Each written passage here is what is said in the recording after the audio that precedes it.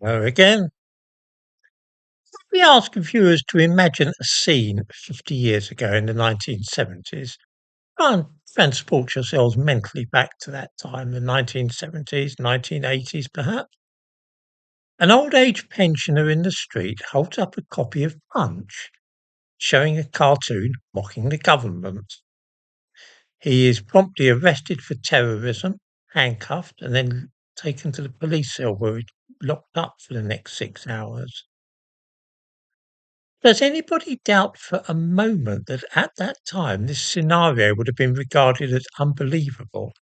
And anybody thinking about it would say at once that if such a state of affairs came to pass, then it would be a sign that we were living in a totalitarian dictatorship.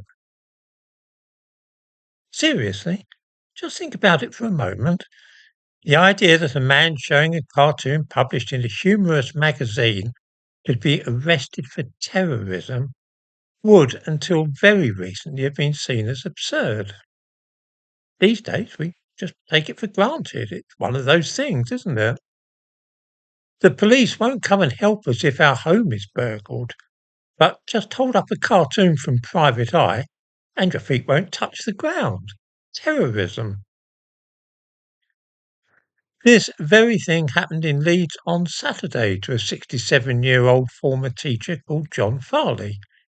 Private Eye had published a cartoon making fun of the government decision to pass a law making support for Palestine action an offence under the Terrorism Act. He displayed the cartoon and was arrested, handcuffed, and whisked off to the police station. In the description to this video, I give a link to the details of this case. Anybody who does not realise that this is a sign that we are no longer living in a liberal democracy must be deaf, dumb, and blind. I used to find the presence of the police comforting and reassuring, an indication that I was safe. They were my friends. Not anymore. These days I view them in just the same way that I did when I saw a police officer in Moscow when I was there during Brezhnev's time. At that time, the police were definitely not the friends of the people, and they were men you really had to watch and were best off steering clear of them altogether. They were political animals with a distinct and sinister agenda, just like the British police today.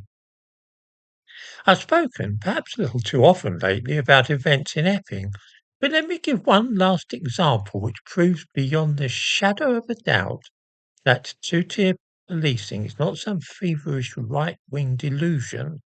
It actually happens. The police are actually politicised very heavily. The Essex Police have now admitted this morning that they did indeed offer a free taxi service to transport stand-up to racism protesters to and from the Bell Hotel in Epping, so that they could confront the local people who were expressing their unease about that hotel. This was in itself a shocking revelation, and the police are holding a press conference later today to explain their actions. However, that is not the really shocking thing. In the description to this video, I give a link to a clip of film showing the police escorting the stand-up racism crowd to waiting police vans so that they can use those police vans as a taxi service. Watch it all the way through and you will see some pretty weird-looking types among those protesters who are wearing masks and sunglasses.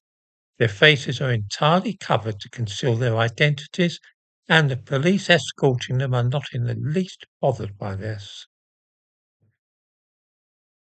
Yesterday, the police charged 3 more people who were at the hotel protesting about the presence of the asylum seekers there. One of them was a 34-year-old man from Wickford, accused of failing to remove a face covering. See what is happening here? The police cheerfully escort a group of left-wing types who are masked and wearing sunglasses, and they don't even seem to notice that.